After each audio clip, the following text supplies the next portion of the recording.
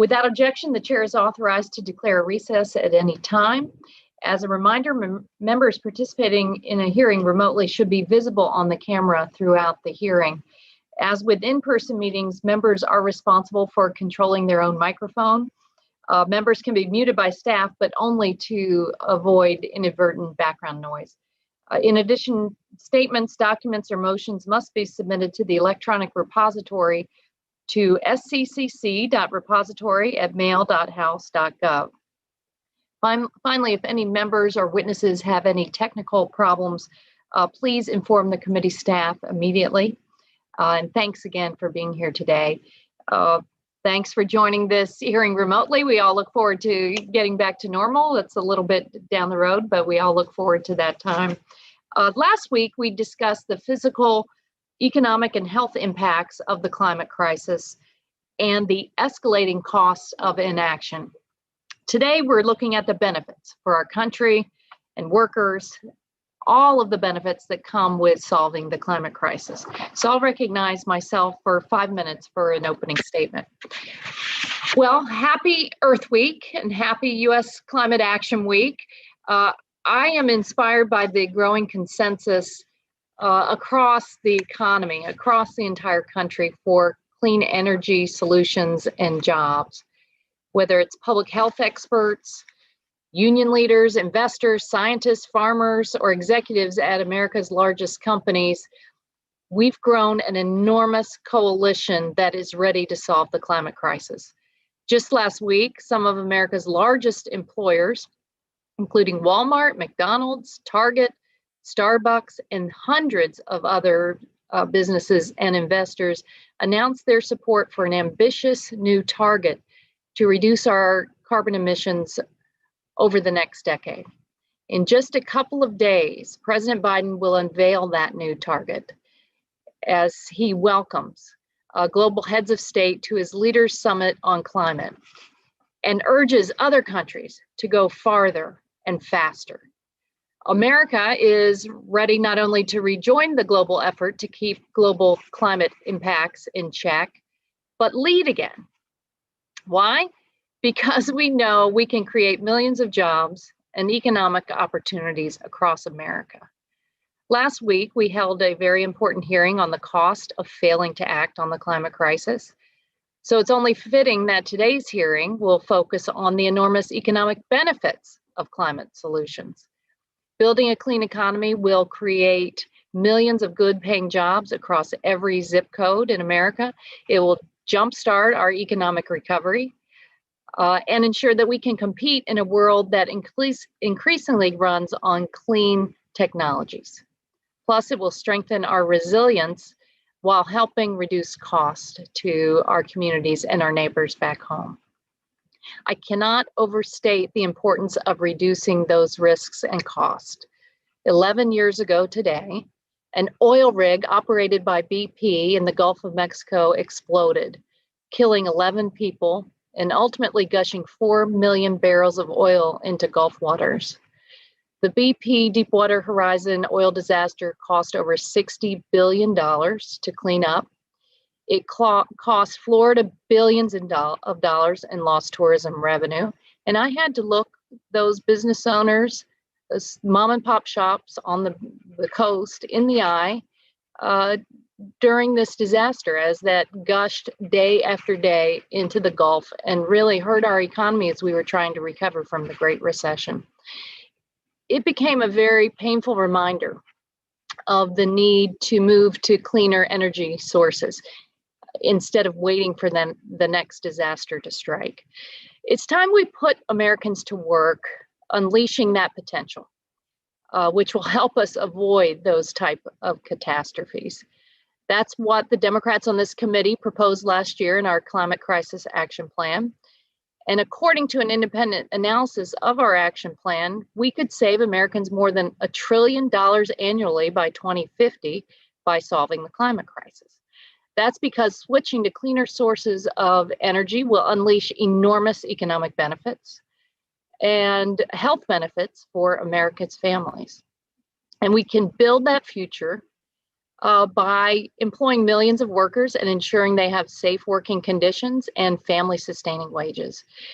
We have a lot of work to do, whether it's laying new transmission lines, replacing lead pipes, or plugging millions of abandoned oil wells. We'll make sure that those job opportunities go to our middle-class workers.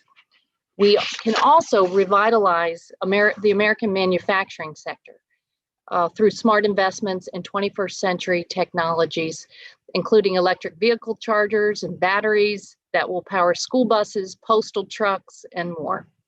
Congress has an opportunity to grow jobs across the country as we advance President Biden's American Jobs Plan. By invoking America's can-do spirit, rolling up our sleeves to solve the climate crisis, we will help ourselves and will help the rest of the world. The United States has emitted more carbon pollution than any other country in history, accounting for 25% of historical emissions. While we've cut emissions in recent years, we know from climate science that we need to do more and invent and manufacture the technologies in the USA to provide the solutions to the world. Today, we have a great slate of witnesses who will highlight the ways we can do that. Reducing pollution, driving economic growth, and creating good paying jobs for all Americans. I look forward to today's discussion. At this point, I will recognize Ranking Member Garrett Graves for his opening statement. You are recognized for 5 minutes. All right, thank you, Madam Chair. I appreciate it. I want to thank all the witnesses for being here today and members of our committee. And I also want to remind, as our chair did last week, that our colleague Dan Crenshaw remains I guess in the after treatment for his eye issue, and I just urge all of you, please keep him in your prayers for his full recovery. Madam Chair, creating American jobs, charting a path for a clean energy future, reducing emissions should be something that all of us on this committee, regardless of party affiliation, ideology, should be supportive of. Let me say that again. Job creation, creating jobs here in America, reducing emissions, charting a path of an America-based resource, clean energy future is something that we should all agree upon. But we also have to keep in mind, in order to realize some of the benefits that you just cited, this is not something that we can solely do domestically. This truly is a global issue. These are global emissions. The emissions must be reduced across the globe, not just those in the United States. There are two primary kind of path components that we need to be very thoughtful of as we move forward. We've got to develop the innovative energy technologies, and Madam Chair, you even cited the innovation and this sort of American spirit that we have here, where we're able to create these technologies, where we can create an environment where we let innovators innovate. But we've got to do it in a way that protects the intellectual property, that grounds the jobs in the United States and doesn't export them overseas, that doesn't allow for this pirating or theft of our intellectual property, of our innovative ideas. We've got to incentivize our workers here to be able to create and retain the jobs here. We've got to ensure that the technologies are cost competitive, that they're exportable, because only then will we actually see this global reduction. Secondly, we've got to develop and utilize American resources. Madam Chair, I noted at the last hearing that through 2050, we are going to see a 40% increase in global demand for natural gas, for example. As we've cited from the National Energy Technology Lab's analysis, U.S. natural gas has a much lower emissions profile than that of other countries. And so if there's going to be a 40% increase in demand globally, let's ensure that that demand is met by U.S. resources. Let's ensure, as we continue blazing trails in being the global leader in reducing emissions, it is based upon U.S. resources. The federal government doesn't do a lot of things well. It's a very large organization. There's a lot of red tape involved. The last thing we need to have the federal government doing is picking technological winners and losers. If we can reduce emissions through unconventional means, then we should be reducing emissions and pursuing clean energy strategies regardless of the source. And I'm concerned that some of the paths forward try and have the federal government choosing technological winners and losers. And I only have to cite examples such as Solyndra as to why that doesn't make sense for America and for American taxpayers. Madam Chair, we've often talked about, and I've heard many people in this committee cheer the successful outcome of the Paris Accords. I want to remind everyone the Paris Accords codify a global increase in emissions. We're all here talking about reducing emissions. We should not be celebrating global accords that result in the emissions actually going in the wrong direction. And that's why I was very excited that Secretary Kerry was engaging, for example, China, that has increased emissions 4 times for every 1 ton, 4 tons for every 1 ton we've reduced here in America.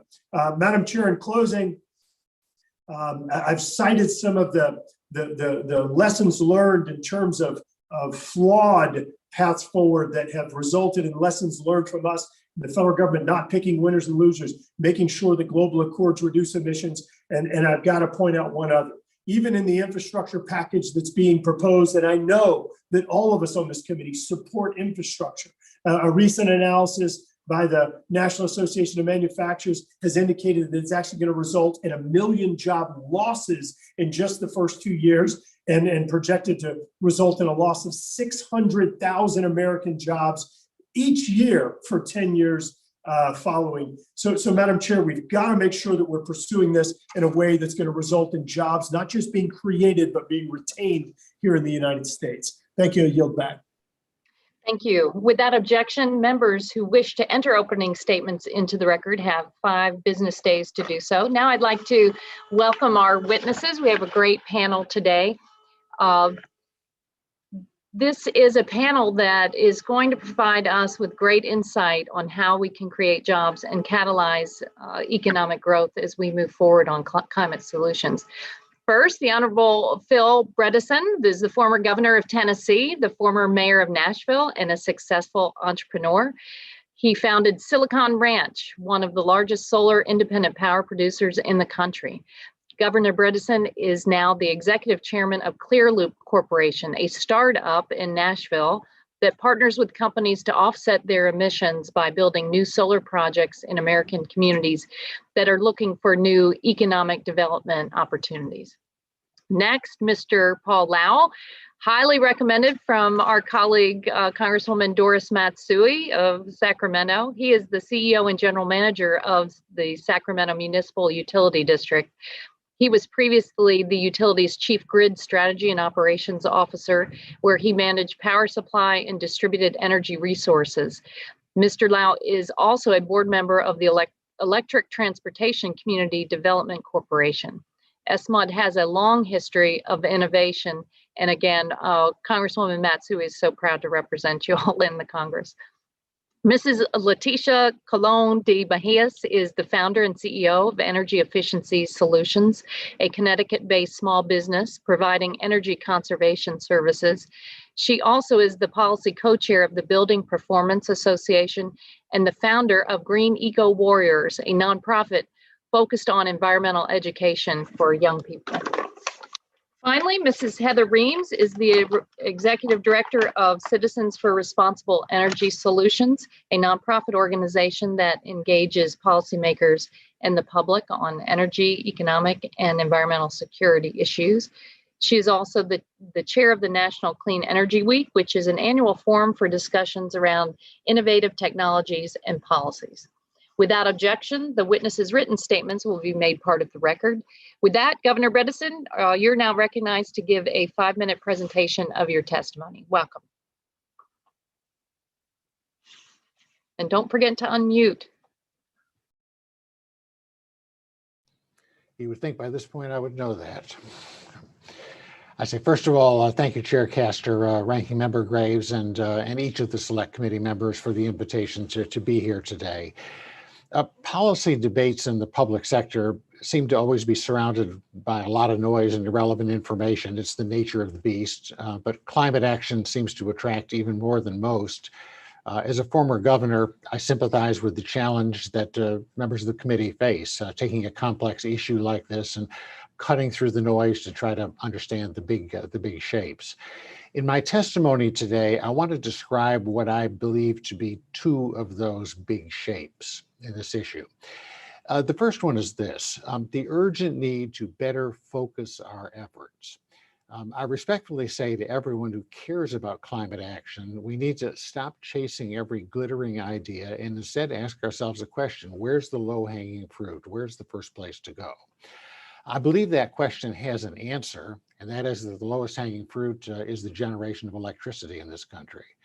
Power generation, even after all the progress we've made with renewables, with natural gas, still creates 25% of all greenhouse gas emissions in the United States. To put that in perspective, our grid today produces more greenhouse gases than every car on the road and every airplane in the sky in America.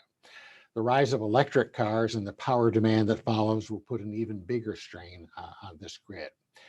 The electric grid is an enormous opportunity for decarbonization. The tools are already in place. The technology is mature. The economics make sense. Renewable energy has been around a while. It's no longer this year's show horse, but it really is the workhorse that we need right now to get started in a serious way. The second big shape is simply the one that the Select Committee is addressing, that climate action is a potent tool for economic development and job creation. A coalition built around legislative and regulatory action to compel climate action, I believe, is too narrow for us to get the job done today. Fortunately, there's a broader one waiting to be built around creating jobs, creating new tax base and opportunities for the next generation of entrepreneurs. I think the challenge we have is to convince skeptics that the economic benefits are real and they're not just talking points. Solar generation is a good example. By its nature, it's highly distributed, with the benefits spread broadly across the country rather than dotted in a few places like new factories would be. Large tracts of land are needed, and that means rural and often distressed communities are great candidates for these investments. In those communities, it creates much appreciated local jobs while it's being built, and once it's built, it provides tangible local benefits, including, importantly, huge support for the tax base in these areas for decades to come.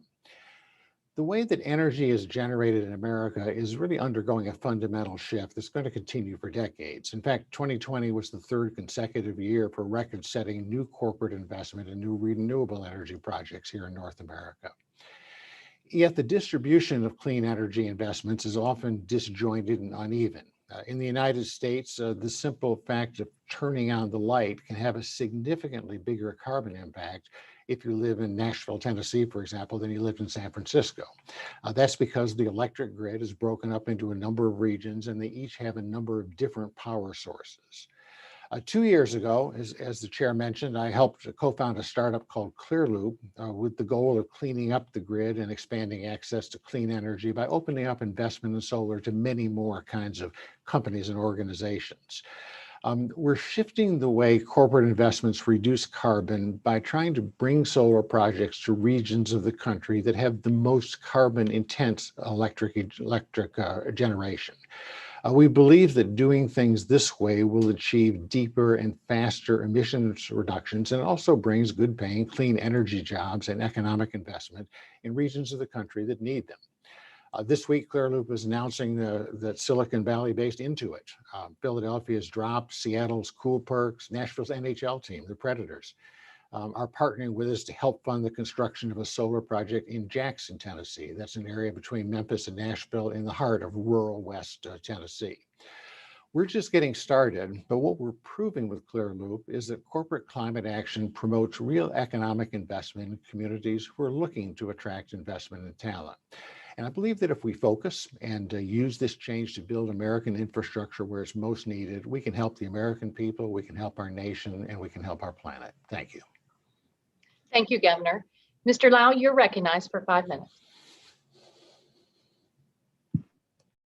Sorry about that. Chair Castor, Ranking Member Graves, and member of the committee, thank you for holding this important hearing and for the opportunity to testify.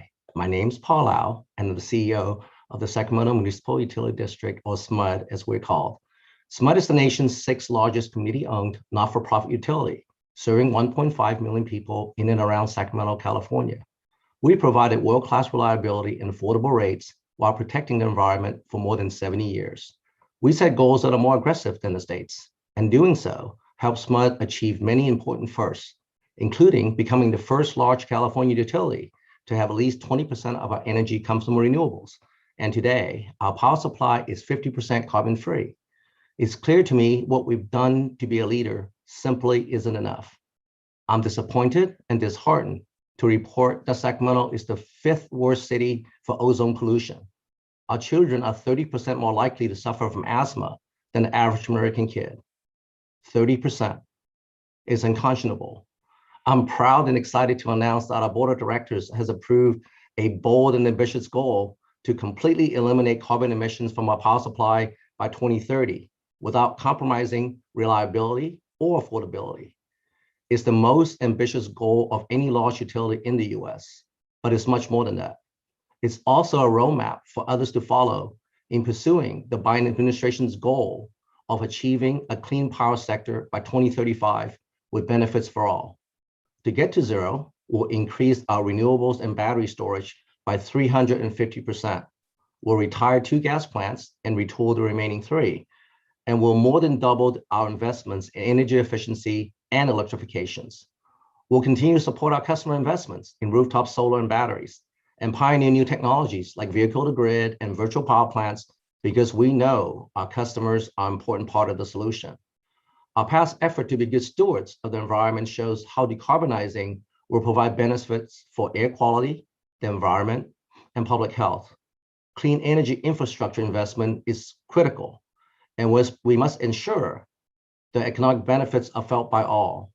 We'll invest upward of $4.6 billion over the next 9 years in clean technology jobs and a healthier, more just future for generations to come.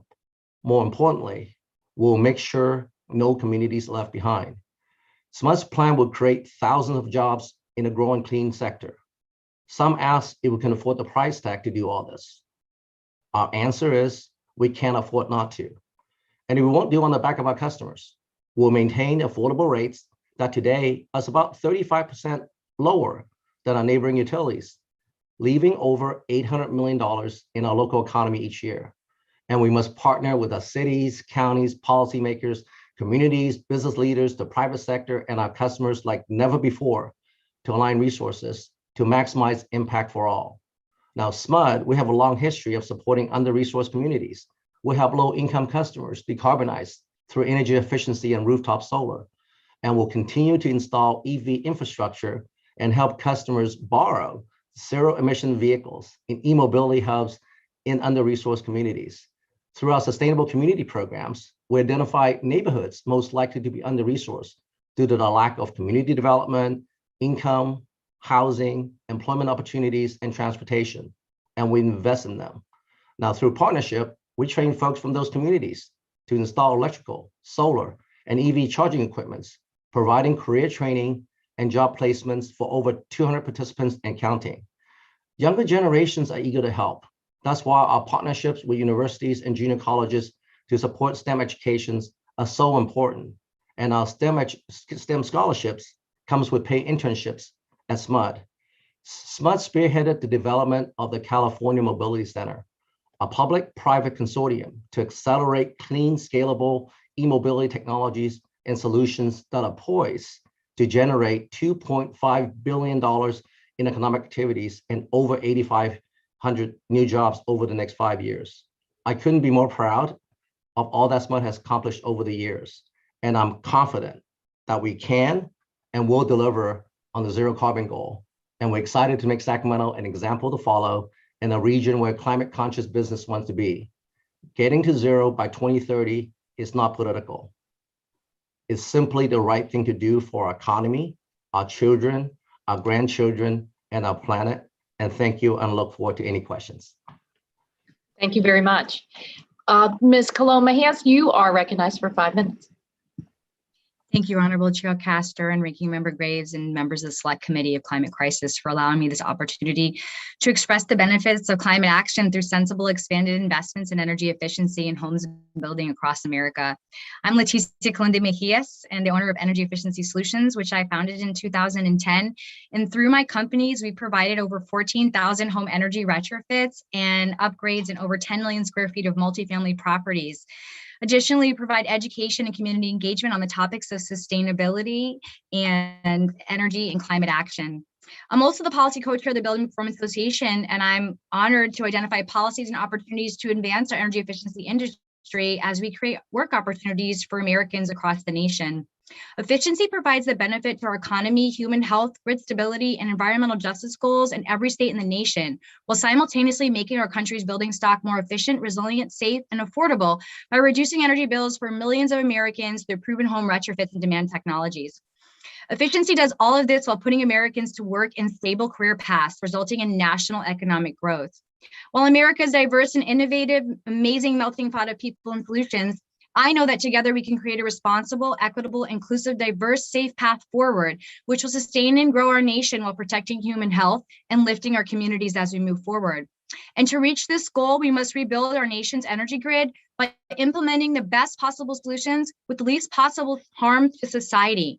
Therefore, it's critical that we invest in expanded efficiency for homes and buildings across America, because efficiency is the best path forward to draw down carbon emissions while creating high return on investment and generating numerous societal benefits.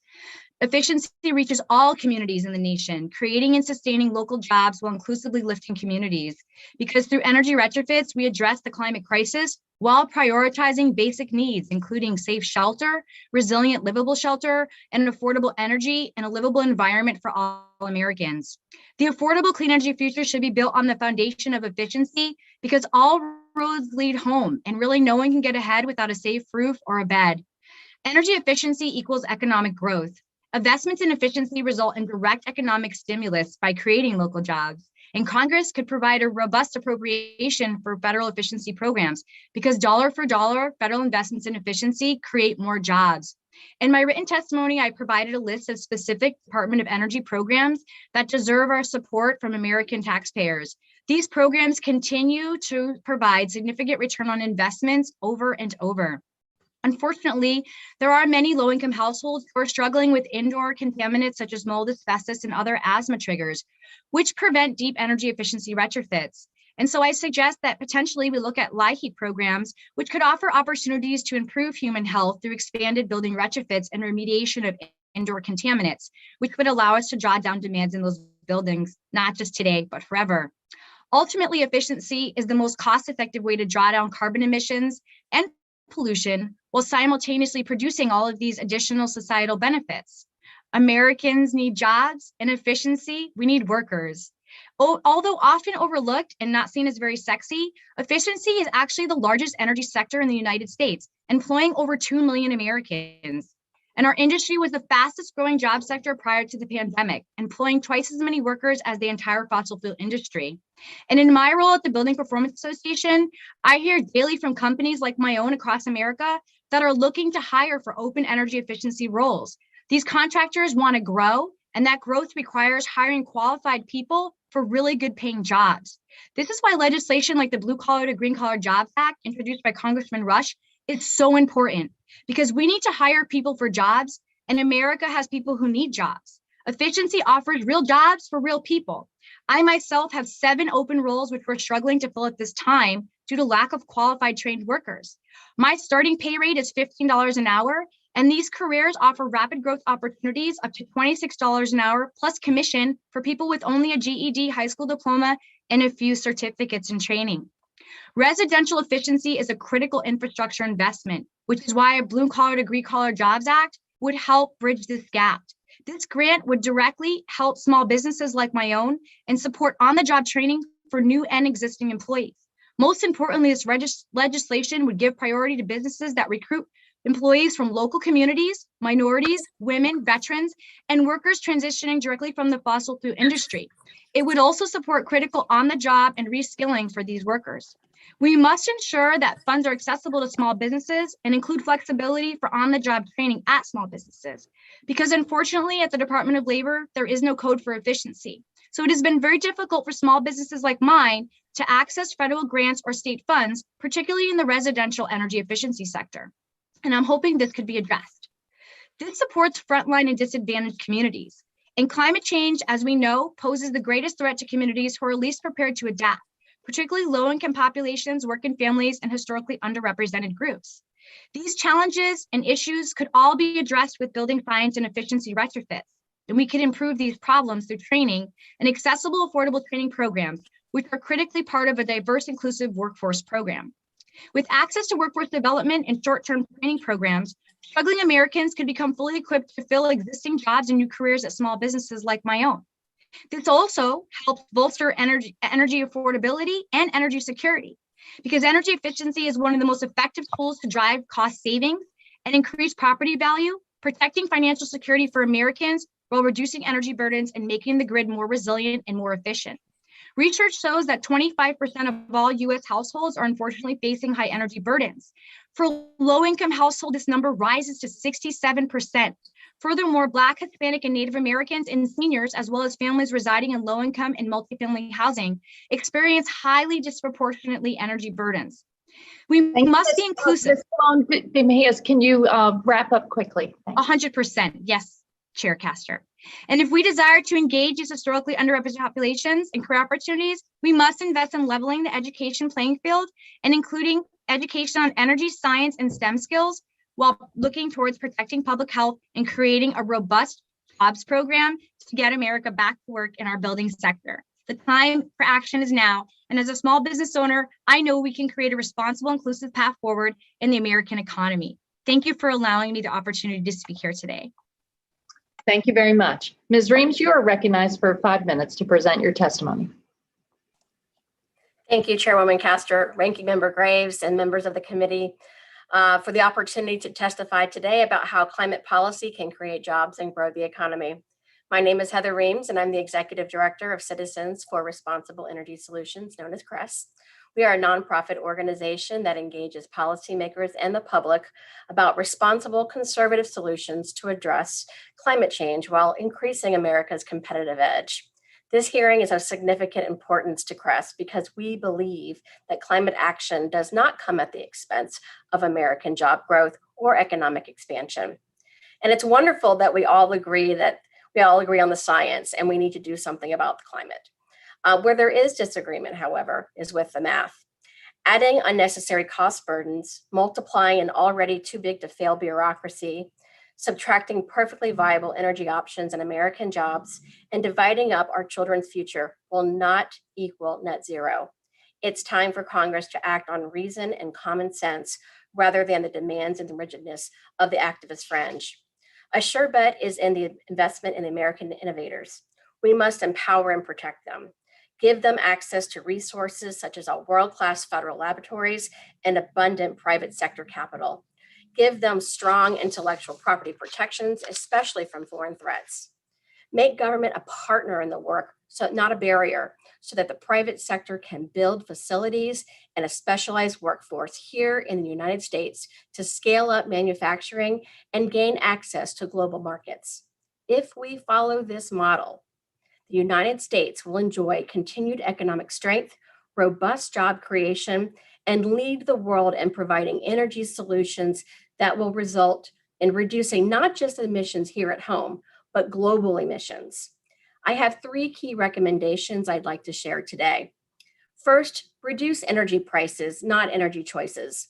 Low energy costs lead to more manufacturing and jobs domestically. Today's energy choices keep energy costs affordable so that we can continue to work towards cleaner technologies that can be commercialized and exported globally. And all the above does not necessarily mean a future dominated by fossil fuels. Instead, it is a realistic outlook about the transition to reliable, low emissions energy sources at an affordable price. Second, shrink our emissions, but not our economy. As this committee knows all too well, climate change is a global issue. Today, 85% of all greenhouse gas emissions occur outside of the US borders. a share that will increase to about 90% by the end of the next decade as global energy demand is rising, primarily due to increased living standards and energy use in the developing world. As a group, China and the developing economies are estimated to account for over 100% of the anticipated increase in global emissions through 2050. This means the US climate and energy policy must foster innovations and commercialization pathways that will work for America as well as for India, Nigeria, and Indonesia. Simply focusing on achieving net zero by 2050 here in the United States is unlikely to produce what it takes for developing nations to do the same. Third, export American innovation, not American jobs. Investment in innovation is critical to maintaining the downward trend in emissions in the power sector, as well as to lower emissions in hard to decarbonize sectors such as transportation and industry, which are now the second and third sources of emissions in the United States, respectively. We need to be clear-headed about what poor countries can and will do. Here in the United States, there's a lot of talk about transitioning away from fossil fuels, and that conversation does not exist in the developing world. The difference between having power widely available and not, well, the choice is easy. Energy access raises the quality of life in developing nations. Will their energy technology be clean? Sure, it's a concern, but it's not their priority, and who can blame them? Let's follow the science and do the math. The United States will be far more effective in reducing emissions and equitable by driving down the cost of low carbon technologies to make them more competitive and viable for developing countries to adopt. Here is a logical role for the United States and its scalable, affordable, clean tech solutions, but we must invest today so that we have this technology for tomorrow. And I will underscore that these are advanced jobs based here in the United States and focused on research and development, deployment, and commercialization of clean energy technologies. I thank you for the opportunity to share my organization's views with you today. I sincerely believe our best hope for curbing the impact of global emissions is to ensure that America's climate policy supports our workers and our economy, as well as our environment. I'll be happy to answer your questions. Thank you very much. And I thank all of the witnesses for your insightful and informative testimony. And I recognize myself for 5 minutes for questions. Governor Bredesen, in your testimony, you said climate action shouldn't be thought of as a cost center, but as a revenue and profit center. I like that. So how do we help parts of the country where there may not be a state commitment to clean energy or a climate policy, but yet they're looking for economic development opportunities? And don't forget to unmute.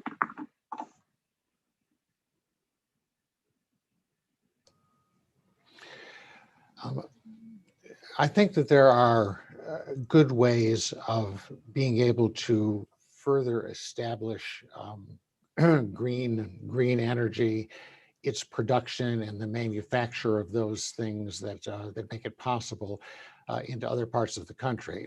There's a big manufacturing industry behind the development of solar power, the racking systems, the panels, the inverters, and so on. One can certainly imagine federal policies which would incent those manufacturers to place new factories in those kinds of areas to support workers who may have been displaced, as for example in Kentucky, by these technologies. And then second of all, of course, as I said in my remarks, I mean, solar itself is by its nature very distributed, and by its nature tends to go into very low cost areas, often places that have economic challenges already. And so focusing on it can be one of the ways I think in which you bring this there. What we found at Clearloop is there are a lot of companies in the country, and this effort is being driven by the private sector so much, who would love to participate but don't really have the vehicles today to be able to do that. I think there are a number of very low cost or no cost things the federal government can do. They just open up the doors and ways to use these vehicles and to bring this private capital into the creation of jobs in the parts of the country you're referencing. Thank you. So, Mr. Lau, you have just announced today that the Sacramento Municipal Utility District will completely eliminate carbon emissions by 2030, 5 years ahead of President Biden's goal for the nation. And you will do so while accelerating the electrification of transportation and buildings. Tell us more about this very significant announcement. Where do you see the job creation happening here? And what do you say to naysayers who say, well, this can't be done, or it's going to cost too much, or it's going to make the grid unreliable? Thank you, Chair Castor. So the first thing, this announcement by the board is really our board's proclamation kind of to the world to say, clean energy is important to us because it's important to the environment. Come join us and be a global leader, right? To fight against climate change, but do it in a way that really helps the economic vitality of the region. But you're doing this by really kind of partnering and really leveraging innovation. So where we see the jobs are coming, that because we're going to invest $4.5 billion, right, in the next 9 years to really double our energy efficiencies and electrification efforts. And we're also going to invest heavily in local renewables, like local solar. So that is going to create really thousands of jobs, good paying jobs. And we're working with the underserved communities to making sure when we go out there, install really thousands of electrical chargers that we'll need to support our electric vehicles. We're going to put batteries on homes so that we can leverage the sun when solar is producing during midday and dispatch those energies onto the grid when it's most needed and most expensive. So we really believe by putting this goal out there, it's of something that's very significant. And it's not only about the economy, but it's also about all the things that's important to the Sacramento region. I think for most communities, is about the air quality, is about economic development, it's about transportation, it's about healthcare. So this plan is really, our board and our regions hope to be leading by example, that you can work with your communities, with the regulators, with the private sector to come together and really kind of align our resources for maximum impact so that, so there's not either or. You can still have a very, very, clean future, clean energy future, and inclusive zero carbon economy, but do it in a way that's also great for the environment and really kind of great for our kids and grandkids. Thank you, Chair Castor. Thank you very much. Yes, you've built the coalition to make it happen. It's very impressive. At this point, I'll recognize Ranking Member Graves for 5 minutes for questions. Thank you, Madam Chair. I want to thank all the witnesses for your testimony. It was very, very helpful. Mr. Lau, it was interesting listening to you talk about the bold goals that you've set, the nearly $5 billion investments that you're making. Yet looking at research that's been done by the national academies, it indicates that there's been up to 24% of the pollutants that are measured in California, Western states, for example, are actually coming from Asian air transport, meaning from Asian countries across the Pacific. More recent analysis after 25 years of studying emissions and smog in California, including scientists from NOAA, University of Colorado Boulder, Princeton, and others, they found that despite a 50% reduction in smog forming emissions in the United States, you've actually seen a year-over-year increase in smog, and they attributed as much as 65% of that to, again, transport coming from overseas. My point is that how do we address this issue? You're worried about health, you're worried about health outcome for our kids, which we all are, but if everything you're doing is more than being offset by what's happening from China and India and other countries, and you're spending $5 billion and not improving things, how do we fix this? That is a great question, Ranking Member Graves. But I think one thing that we got to remember when we create this plan is more than just carbon. It's about local air quality. So what we're doing is that we are being very, very aggressive in terms of energy efficiency. We're going to do 2 or 3 times energy efficiency that we're doing today. And we're also electrifying the buildings and transportation. So when you take a look at the carbon emissions, right, from our plants, is about 2 million metric tons per year. When you look at the emissions by the electric vehicles in the buildings is about 8 million metric tons, about 4 times that. So to address that issue is that we have to look at it locally, right? So by taking action that we're doing, we're creating the jobs locally, right? We're inviting investment to come, to invest in Sacramento. Right, but let's keep in mind that our objectives here aren't just about creating jobs, it's about improving air quality. And I want to clarify, if I'm not sure if I understood your comment correctly, but I am talking of the University of Colorado, NOAA, Princeton, that involves smog, which is of course ground level ozone. Yes. And so if we're spending all this money and we're not improving air quality, don't we need to ensure that there's a global component to this? We are, right? So we right now currently SMUD has about 16,000 electric vehicles, and if our plan works out, we're going to go to about 228,000 electric vehicles, and so that's taking almost 1 million metric tons of carbon and air pollutants out of our local community. So effectively, the strategies that you're talking about, though, effectively it's taxing Americans, including the $4.6 billion that you referenced, to mitigate for what's happening in China and other countries. And that raises really strong concerns on my part, and that we've got to have a global approach. Ms. Reams, thank you for your testimony. I appreciate you talking about reducing emissions and addressing climate change. You also noted that we don't need to come in and reduce energy choices. Can you talk about the importance of the affordability that I believe is related to energy choices, the affordability issue as we plot this path forward in terms of a clean energy future based on America's resources? Sure. There's a strong push to reduce greenhouse gases by blocking fossil fuel infrastructure, including pipelines and exporting terminals. We also see the keep it in the ground movement. And what I find that to be misguided and harms our efforts to reduce global emissions. If the world just switched from foreign to U.S. fossil fuels, emissions would be reduced tremendously. And let's not forget these developing nations need cheap baseload energy. So we're likely talking about natural gas here. And that's there for the foreseeable future. So the technologies that we need to reduce emissions from fossil fuels needs to be invested in. It's a reality. Thank you very much, Ms. Reams. Very quickly, Governor, you brought up the deployment of renewable energy technologies. One of the issues that we've come across is the bureaucratic red tape in actually getting siting and other things through the regulatory process, as well as reliance upon minerals from China, like rare earths and strategic minerals. You care to comment on solutions?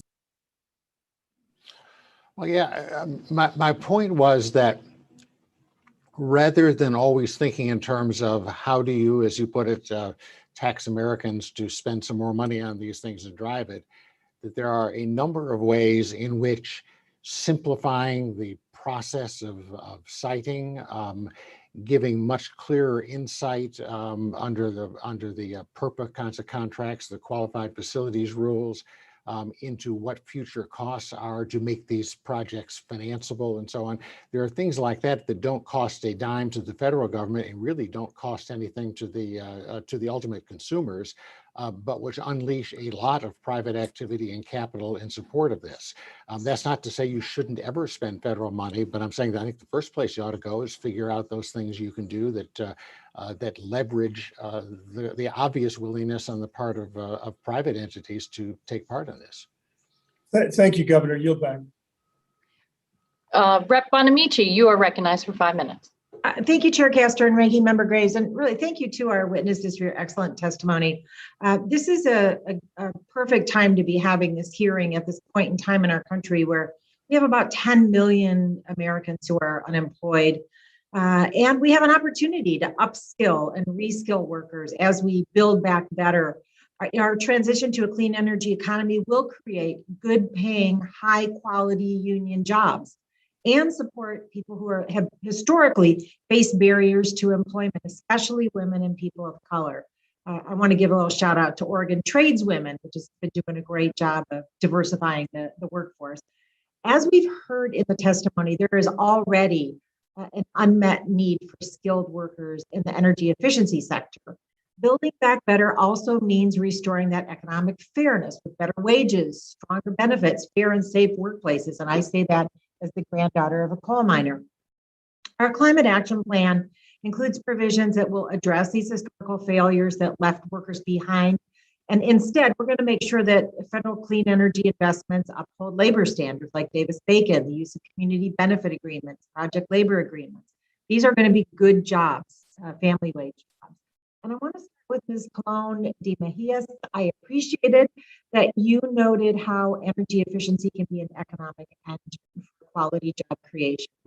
And as the founder of the STEAM caucus, I also appreciated your note about the importance of STEAM education to help diversify the workforce. So I hear from employers like you who are struggling to find workers with the skills they need. And last week, I introduced my bipartisan bicameral Builds Act, which I invite all the members to join.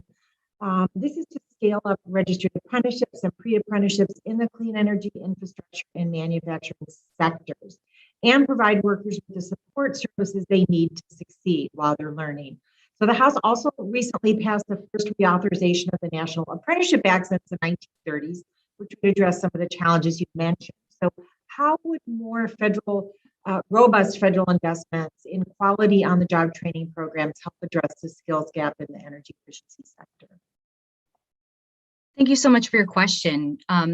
So a couple things are, one, I think that small businesses are able to provide living wage jobs that offer benefits and protections without necessarily being part of a union. I myself am not part of a union, and I employ 20 people. 18 are people of color who are underemployed or unemployed. And like I said, no one on my team starts at less than $15 an hour, and they all have benefits as well. So I think that it's really critical that as we invest in that, we consider the impacts on small businesses, and that we ensure that those resources are allocated in a way that supports small businesses, whether they're part of a union or not, and that we ensure that the workforce programs are placed in the communities that are most needy so that they can access the training and connect with the career opportunities that exist right now today all across America.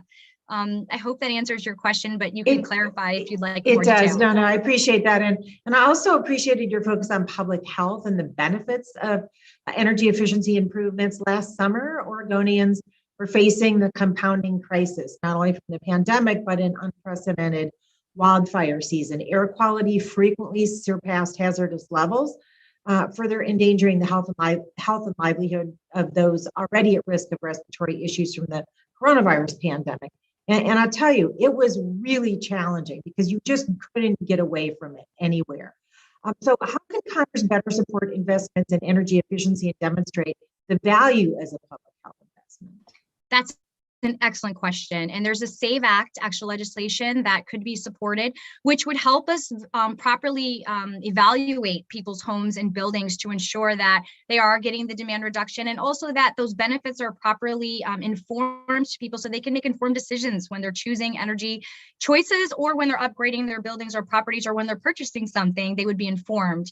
The other thing that's important that you bring up on the health note is that Yale recently did a study about the increasing hate index and how that really is going to help hurt our vulnerable populations most. And so it's extremely important that as we plan our path forward, that we engage in those conversations on how we can lift those communities and protect their health through expanding energy efficiency and building retrofits, which also address health issues at the site that they live in, but also at the power plant where that energy is created by doing more with less. That's what efficiency does, right? Efficiency is literally the concept of being efficient. Thank you. Exactly. And I have, in the district I represent, I have a multi-family low-income housing facility that was built to passive house standards.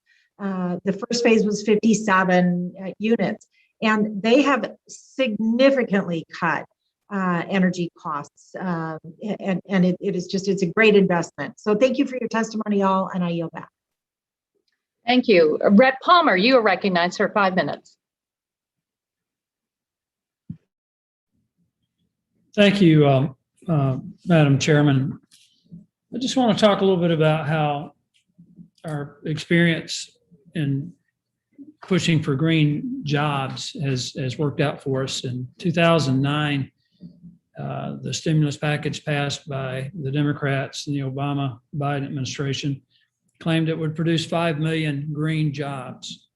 And the Brookings Institute reported that of the nearly 2.7 million green jobs that the Obama-Biden administration and Democrats identified, most were bus drivers, sewage workers, and other types of work that don't fit the green jobs of the future description. I just want to make sure that as you push forward your radical Green New Deal, that we have a clear definition of what the green jobs will be. I also want to point out that in order to convert to a 100% renewable energy grid, or 50%, whatever it is, the goal that you've established, that much of the materials that we're going to need to produce the solar panels and the turbines and is going to have to come from China. Germany has already experienced this. 2011, they had 300,000 green jobs in Germany. By 2018, it was down to 150,000. And part of that's because the companies that were trying to produce the materials for the construction of their turbines couldn't compete with China. And that's largely because in China, they're using forced labor. That includes forced labor in the mines, forced labor in manufacturing. And I just wonder, from the panelists, if people support being in a very disadvantaged position with China, if they still would support this green agenda, if we're reliant on China and China's providing these materials with forced labor. So any of the panelists can respond to that if they'd like. Go ahead. Hello, Rep. Palmer. My name is Leticia Colonde Mejias, just so you know who I am.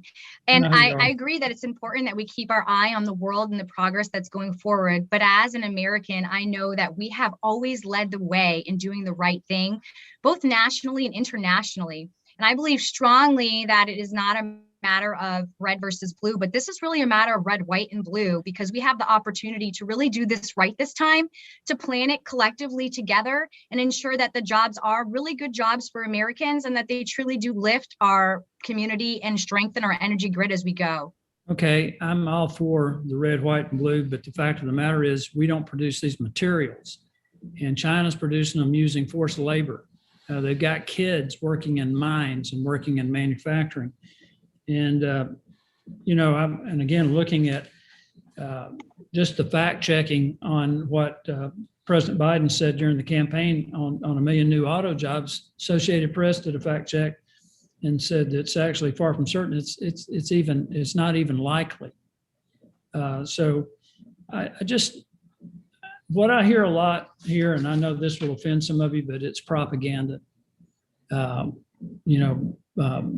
from having worked for 2 international engineering companies, have a pretty good understanding of what it takes to get things done.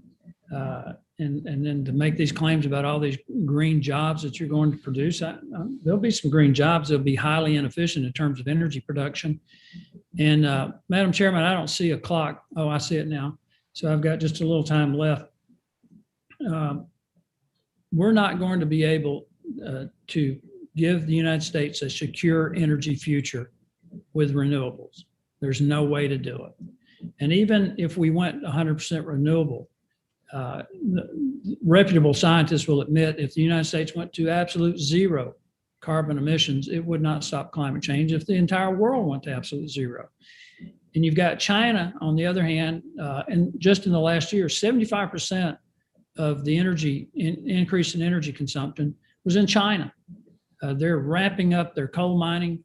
They're militarizing the South China Sea for energy extraction. They're even moving toward the Arctic for mineral extraction. So I just think we need to have a major reality check here about what we're going to be able to accomplish with this and the type jobs we'll be able to produce. I'm fine with bus drivers and sewage workers, and the Brookings Institution, even the Bureau of Labor Statistics, not Brookings, even identified Green New Deal lobbyists as green jobs. So with that, Madam Chairman, I yield back. Okay, Rhett Brownlee, you're recognized for 5 minutes. Thank you, Chair Castor, and for bringing us together. All the hearings we have been having in the 116th and now the 117th. We have really gained a great deal of knowledge and learned from some of the great innovative things that are taking place across the country. So it's very, very exciting. And I thank the witnesses for being here. Governor Bredesen, I wanted to ask you, in your written testimony, at the very end of your written testimony, you gave some, practical steps of things that we should do or could do. And one I didn't quite understand, which was to allow to reward utilities that publicize their price for energy for longer than 5 years. So maybe I'm, not behind the 8 ball here, but I just didn't totally understand what that meant. Sure. PURPA makes available to investors in the United States the ability to build solar and put the solar energy thereby produced to utilities, they're called qualified utilities. And the utilities in turn have to give the investor 5 years of visibility into what their affordable cost, what the rate is going to be going forward. Okay, all that makes sense. That 5 years is an arbitrary number. It was developed in some fashion. Unfortunately, what that is not enough time to allow anyone to finance a facility. I mean, a 15 or 20 years of visibility allows the financing, 5 doesn't. And utilities understand that. Okay. So what I said is, first of all, you could, with a simple regulatory change and suggesting that utilities be forced to make available what the avoided costs are for 15 or 20 years into the future, they have these numbers, okay, suddenly makes a lot of projects financeable by investors and releases capital. And I said, second of all, that one of the problems utilities have with this is that some places you put it on the grid, it's a pain in the neck for them. It's problematical to their grid. There are plenty of other places where it's very helpful on the grid in terms of load balancing or where they need it. So, something like saying if you put these things in some areas where they're useful to utilities, it helps them, we will give you this kind of visibility into it. I mean, opens up an enormous amount of potential private investment into the construction of solar facilities. It does not cost the federal government a dime, probably doesn't cost any ratepayers anything either, given the cost of these facilities now. Just an alternative to the more traditional kind of let's appropriate money or let's give tax incentives. Thank you so much for that, Governor. Mr. Lau, I wanted to ask you. I'm a former legislator from California, so I've spent some time in Sacramento. So thanks for your leadership. And Chair Castor, her opening question to you was, asking about this aggressive, ambitious goal that you have announced to get to zero by 2030. And in your written testimony, you talked about it. It's going to cost you upwards of $4.6 billion. And you also go on to say that to put that into perspective, that your annual revenue over a 3-year period ending in 2019 is roughly $1.5 billion. So I guess my question is, how are you going to do this? I mean, where are you getting the resources to make these, really important investments that I think will get you there, and without really, making extensive increases in rates to the ratepayer? Okay, so thank you. I think I'm muted. Thank you, Congresswoman Brownlee. So I think that's a great question. So one of the things that the tenet of how we're going to get there is really kind of partner with our customers and partner with the private investment companies. And so what we want to do is, once we put the goal out there, and this is kind of investment that we're going to need, we're going to look to create partnerships with the cities, the counties, the air quality districts, the Air Resources Board, to start actually pulling our resources together to fund this endeavor that we're talking about, right?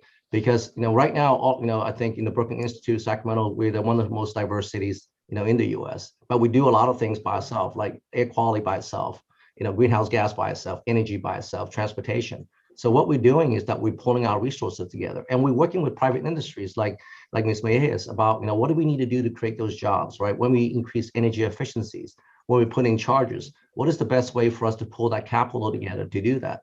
And now one of the things that we're also doing is certainly we are looking to leverage technologies, right, to drive down our internal operation costs and be as efficient as possible. And so we're taking advantage really about what the customers are putting in. The customers are putting about $180 million of what we call DERs, right? Rooftop solar, batteries, electric vehicles in the area. So what we want to do is that we want to, co-optimize their investments for the benefit of the grid. And so, case in point, I think you heard Governor Brinson talk about putting infrastructures in where it benefits both the customer and the grid. We have something called storage share. So Electrify America was putting in DC fast chargers, and they want to put in batteries in a location where the grid doesn't need it. We have excess capacity there. So we actually work out a partnership with them and say, hey, put this over here, and we'll give you the same arbitrage, the same rate arbitrage, the same, just like the batteries actually next door to you, right? And so this is how we're co-investing and leveraging what our customers are putting in to do this. Thank you very much. Thanks. Sorry. Rhett Miller? Thank you, Mr. Lowen. Thank you so much. Sorry for the long-winded answer. Representative Miller, you're recognized for 5 minutes. I apologize. I yield. Thank you, Chair Castor, and also Ranking Member Graves. And thank you to all of you witnesses for being here today. During my time on this committee, my colleagues have heard me talk many times about the war on coal during President Obama's term. These disastrous policies decimated my state of West Virginia. They not only closed the mines, but they shuttered entire communities that supported their workers. And with that came such a hopelessness that it cast a dark shadow in the southern part of the state, and certain parts, where the families still struggled to put food on the table, and many of them succumbed to the opioid epidemic. Our fossil fuel workers are the giants that we now stand atop. We cannot and should not forget the advancements that these workers and industries have made. We are now able to produce our energy in a much more clean manner with a less carbon footprint. Completely turning our back on fossil fuels, like many of my colleagues would like to have you think we should do, is not only short-sighted, but it will take jobs away from hardworking Americans. American energy independence achieved thanks to our coal, natural gas, and oil industries has made America less reliant on malign actors. They've created thousands of jobs, and they've helped reduce our own energy poverty within our own country. Furthermore, exporting our energy to our allies and the developing nations, in my opinion, is the key to reducing emissions around the world. American energy has the potential to raise those in other countries out of poverty and can also minimize dangerous governments' influences worldwide. I think of the Ukraine when I say that. Ms. Reams, can you talk about the potential of exporting America's cheap baseload energy to other countries and how it could help their economies to come online?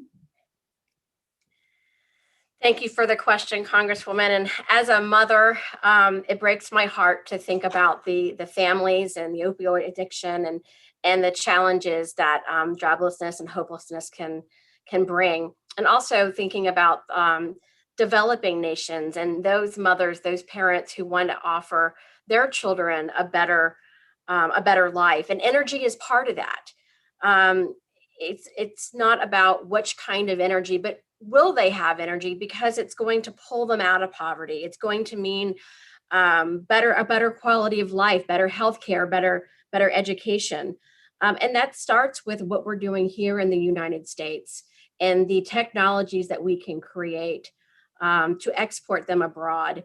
there's no doubt that fossil fuels will be around for a while, particularly in the developing nations. And it's up to the US and countries like us to develop those technologies to sequester that carbon however we can, so that those countries can get out of poverty.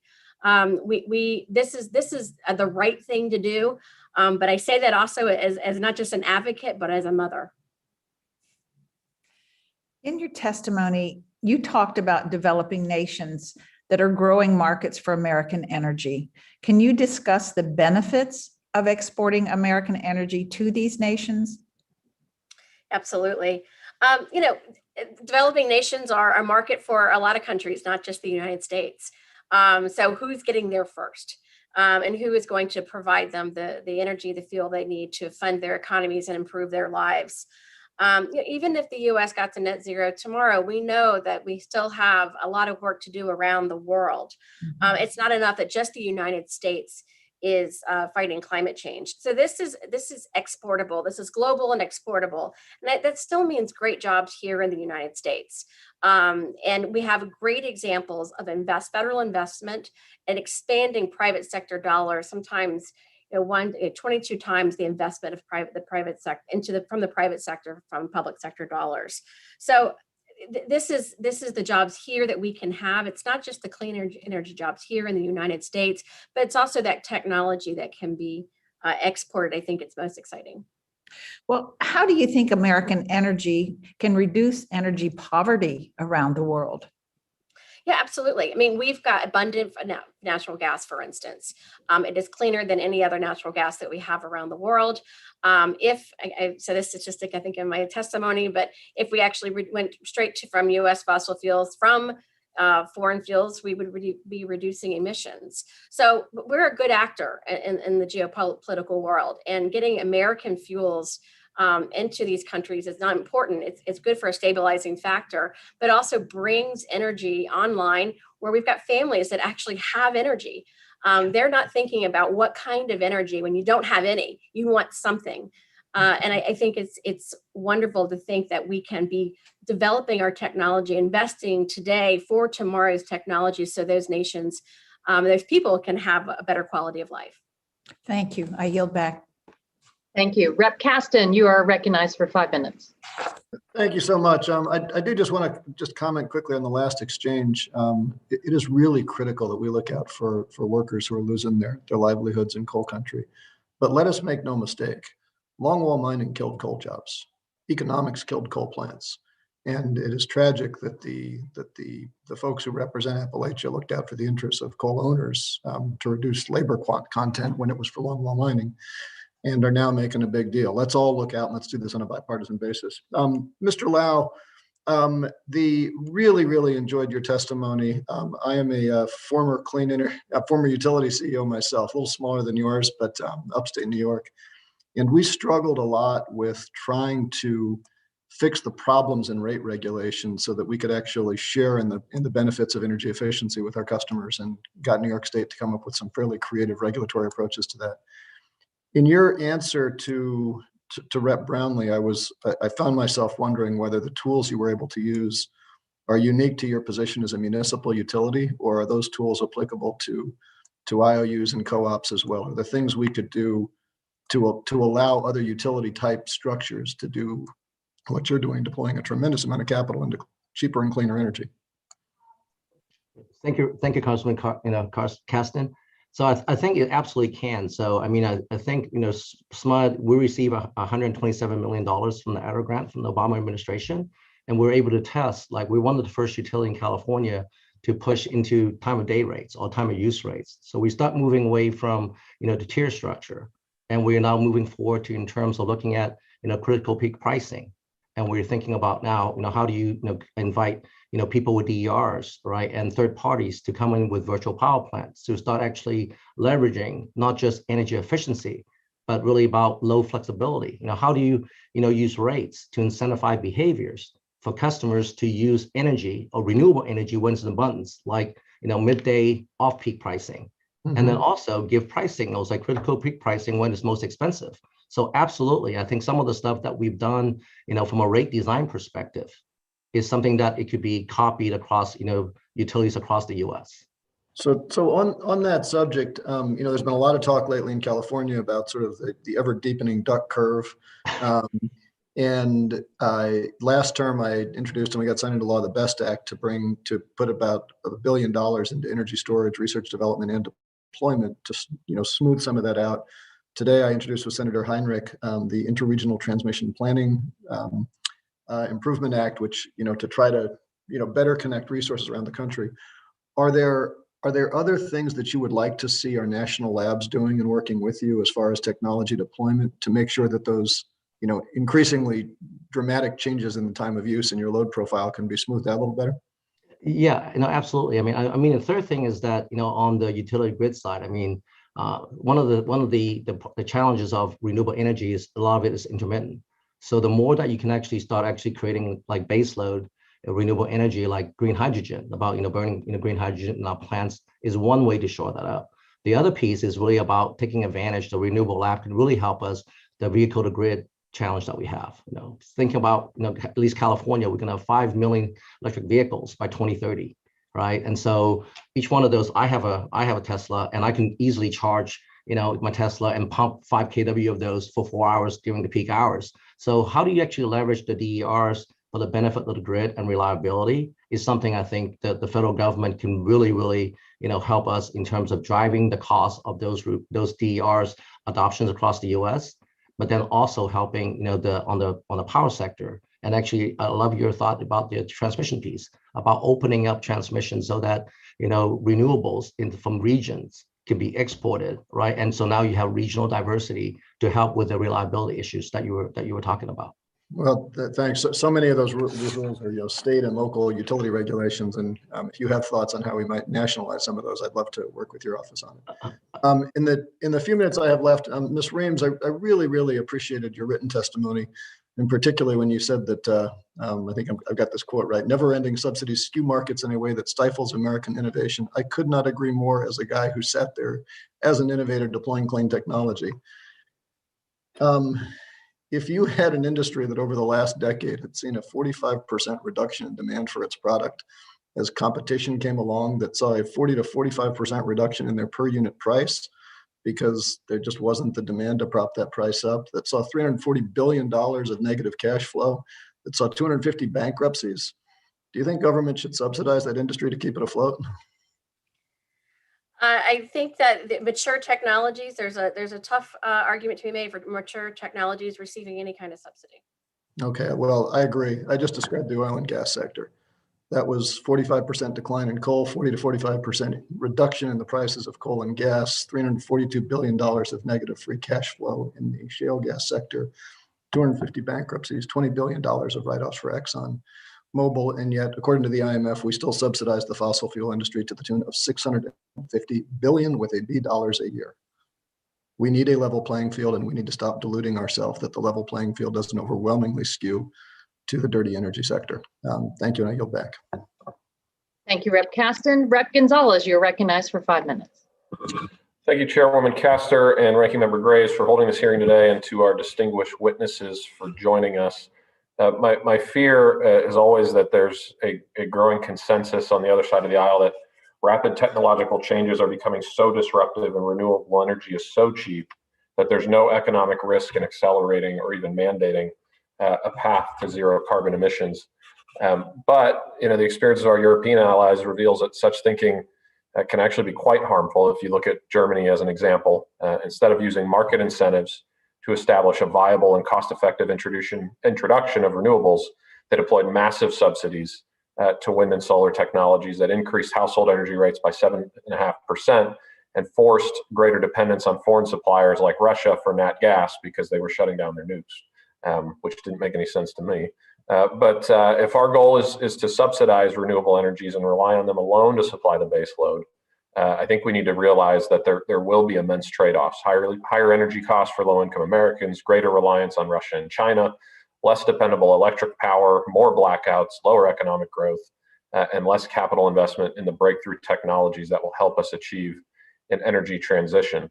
I've been on the record in this hearing and in my Science, Space, and Technology Committee, and worked with Rep. Caston on the BEST Act, but I believe we need to invent our way through this. We need to invent our way out of this.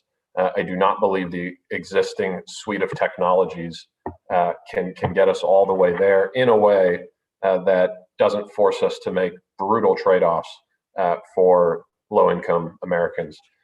Ms. Reams, in your testimony, you emphasized the importance of developing innovative, cost-effective technologies here in the U.S. That can be exported across the world. I could not agree more. In your assessment, what clean energy technologies have the greatest potential for breakthrough? Well, that's a great question. Thank you, Congressman. I mean, first of all, knowing that when there is investment in technology, we have the private sector that comes in a big way. So I think that that's important to know. What any kind of investment, we're going to get good ROI on our investment. The emerging technologies that we're seeing in advanced nuclear, we're seeing in green hydrogen, are showing tremendous promise, also in carbon capture, utilization, and sequestration. But I'd be remiss if I wasn't talking about other technologies such as offshore wind that are receiving challenges simply because of permitting processes. Where that's an untapped area as well. Also a challenge with the advanced nuclear, right? I've spoken to Okla, for example, and the fact that they've made it as far as they have actually sounds like a miracle based on the amount of red tape that they've been forced to run through as somebody who's trying to innovate in the nuclear space, which is something I believe we desperately need. You also highlighted the history of U.S. solar innovation. Specifically, you mentioned China was able to steal our technology and corner the manufacturing market because of weak trade and IP protections. That's an issue across the economy, not just in clean energy, of course. What policies do you think we should be considering to ensure more companies feel confident enough to invest in innovative technologies and protect themselves from the IP theft issue? First of all, definitely protecting the IP theft is a national problem. If as an entrepreneur, we know that it has a chilling effect on any kind of investment when you know what's going to be stolen. So I think those protections and trade policies are going to be incredibly important moving forward. I think with this, we should not make that mistake again when we have misguided policies that incentivize jobs overseas in China, but we're not getting the ROI here in the United States. So we need to make sure when we're creating these jobs that they're here domestically, that the technology can be exported, not necessarily the regulatory, not necessarily the people, but we're keeping them here on shore. Yeah, no, I couldn't agree more. I think this issue creates a lot of difficult trade-offs, but it also creates an opportunity if we do fund the right R&D, if we do develop the innovative technologies that are going to allow us to emerge from this scenario and lead the world, really. It'll allow us to grow our economy, it'll create jobs domestically, and it'll be good for the environment and the planet, which I think is something that everybody wants on this committee and across the country. And so I'm encouraged that hopefully we can find some bipartisanship on that front. And with that, I yield back. Thank you, Rep. Gonzalez. Next, we'll go to Rep. Escobar. You are recognized for 5 minutes. Thank you, Madam Chair, and many thanks to our great panelists. Really appreciate this conversation this afternoon. I can tell you, I think that the vast majority of Americans are really looking forward to some pretty broad, bold solutions, and with an eye towards saving our planet. We just need to provide Americans the tools and the access to opportunity for jobs and to participate actively in helping save our planet. In my district, we are nicknamed actually the Sun City because we have about 300 of days of sun every year. Yet our local utility has yet to fully harness that clean natural resource. Our local electric utility, in fact, is about to build a new natural gas facility. We heard yesterday from Secretary Kerry that the advancement of facilities like this will create in the future stranded assets that are paid for by ratepayers. So we've got to find ways of incentivizing utilities and business owners in districts like mine that the time to transition is now, but it is really challenging. Mr. Lau, in your testimony, you discussed in great detail how your utility is moving to net zero, and that is incredible and very exciting. But local utilities like mine that are private entities, they're moving at their own timeline to reach net zero, if they even have one at all. Do you have any suggestions for how Congress can begin encouraging private utilities to make the transition to net zero now to reduce their carbon footprint and avoid building stranded assets? Thank you, Congressman. I think that is an excellent question. I think one of the things Congress can do, they can really actually offer incentives, right, for those utilities to working with the federal government, right, working the labs to really kind of take the utility scale renewables, right, into their portfolio in a way that does not actually harm, their stockholders, right. And so one of the things I would recommend Congress to do is that, have those utilities work with the local communities, really find out about really what they want. So one of the great, I guess, tenets of our plan was that we have been having at least 12 community meetings. We met with 600, customers and stakeholders to have them jointly input what they want in a clean energy plan and how it's going to help them. So I would implore Congress in terms of allowing those utilities, the private utilities, to as a way to work with the local communities so that their wants and needs, right, in terms of transition to a zero carbon economy, and making sure that the underserved communities are not left behind. I think that's one of the things that's key and central about making sure that the jobs you're going to create in this transition, is front and center. The underserved communities and is being served. That's one thing that I would recommend. Thank you, Congressman. Thank you so much. And I'm sorry. Sorry, I said thank you, Congresswoman. No problem. Ms. Colon de Mejias, that's a great transition to a question for you. What can we do to make sure to guarantee that we're bringing emerging green energy jobs and technology to economically disadvantaged communities like the one that I represent? Thank you for the question, Congresswoman. I think it's really important at this time that we make great efforts to engage those groups in conversations and dialogue and ensure that there's access to both training and general broad sets of information on energy and the interconnections between health, economy, jobs, and really level the playing field by ensuring that they have access to that information in a way that resonates with them. I also think it's really important that we ensure that everyone understands that these jobs are available to anyone who has an interest in training for them, and that they can change careers at any time and take on a new industry. Earlier, somebody mentioned the 2009 investment in green jobs, and I'm one of the people that came out of that era investment in green jobs, as are the people that work for me now. All 20 of them have been with me that long. So although I agree that sometimes things don't work out exactly as planned, there certainly were a lot of benefits from those investments that we're still really reaping today. Wonderful. Thank you so much. I'm just about out of time, so I yield back. Thank you so much. Rep Carter, you're recognized for 5 minutes. Thank you, Madam Chair, and thank all of you for being here. And very important discussion. Ms. Reams, I want to start with you and ask you. You said in your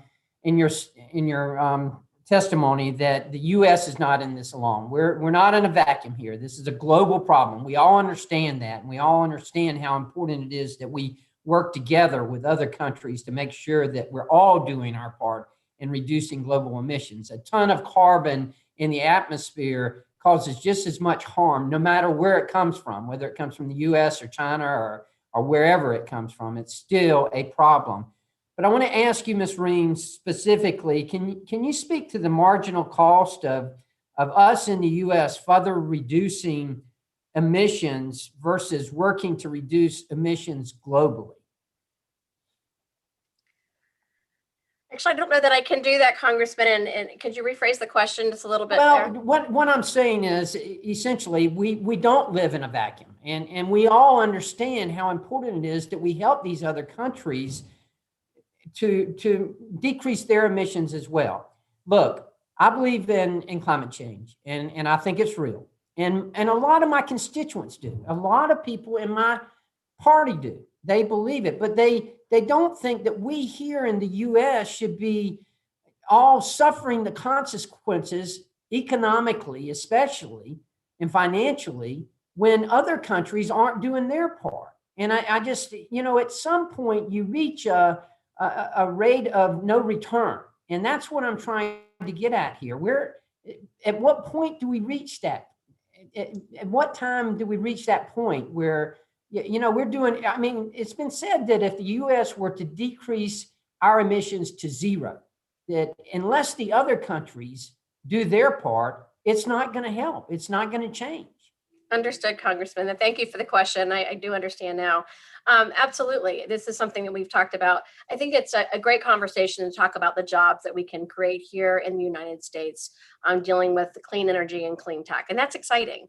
But we also have to look abroad and seeing what those countries need as well. And that it's just access to energy. Sometimes it's really that simple. But there are bad actors out there, and I will point to China in particular, that's allowed to pollute regardless of a Paris Agreement. This was codified in the agreement years ago, and that's of concern. Polling shows that voters, not just Republicans, but voters believe in more of a level playing field when it comes to responsibility and payment for these issues. So why do we let China off the hook? And while the U.S. continues to reduce its emissions and then pay, and also pay for the climate challenges that we'll have as a result of that pollution from China and other nations. So we've got to get real about where the global emissions are coming from. They are emissions, and it's not necessarily from any particular energy source, although some are higher carbon emitters than others. But it's the pollution's the problem, not necessarily the energy source. And again, I point to, and we talked about this with Carol Miller, Representative Miller, is the opportunity to have a more civilized nation, a cleaner, healthier nation, when you've got access to any kind of fuel. We want it to be cleaner. That's why the technology developed here in the United States today needs to be exported. Great. And I appreciate that, because that's one of the biggest complaints that we get, and it's not necessarily America first, as much as it is, we just want a level playing field. We want to do our part, but we want them to do their part as well. And who can blame anybody for feeling that well? I wanted to ask you, Governor, and first of all, I want to thank you, Governor, for highlighting the success that we've had in the state of Georgia with solar energy. We're now one of the top 10 states in the nation as far as solar energy goes. I'm very proud of that because, we got a lot of pine trees in Georgia. We got a lot of sunshine too, and especially in South Georgia. And in your testimony, you said this hasn't really happened in the name of climate change, and it's not really driven by mandates, but scale solar comes with a lot of permitting and regulations. And I just wanted to see if you could talk about the regulatory situation that's made it easier to pursue projects like this in Georgia. Sure. First of all, I'm, as you know, very, very aware of Georgia. I think we may have built a lot of that solar that you're describing there, and so on.